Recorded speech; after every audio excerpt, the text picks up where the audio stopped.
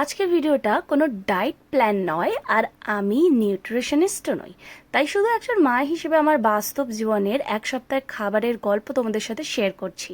What I ate in this week.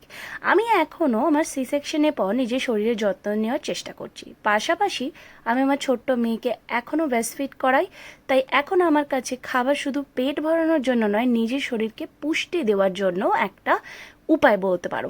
এই সপ্তাহে প্রচুর কেক খেয়েছি, কারণ আমি এই সপ্তাহ থেকে আমার ভিশন বোর্ডের একটা মেইন টার্গেট ছিল যে আমি কেক বানানো শিখবো, তো সেটা শুরু করেছি। প্রথমবার এগলেস একটা স্পঞ্জ কেক বানানোর চেষ্টা করেছিলাম, এই হচ্ছে তার ফলাফল। আর এই পুরো কেকটা আমিই ফিনিশ করেছি, আর আমার হাজব্যান্ড খেয়েছে একটা। আর এই সপ্তাহে আমি কি কি খেলাম, কিভাবে আমার প্লেটে প্রোটিন, শাকসবজি, ফল আর ঘরোয়া খাবার রাখার চেষ্টা করি, সেটাই আজকে তোমাদের সাথে দেখাচ্ছি। আমি একজন হোম মেকার, একজন মা আর একজন ছোট্ট ব্যবসা চালাই। তাই প্রতিদিন নিখুঁতভাবে খাওয়ার সবাই সম্ভব হয় না। কোনো দিন একটু ব্যস্ত থাকে, কোনো দিনই সময় কম থাকে।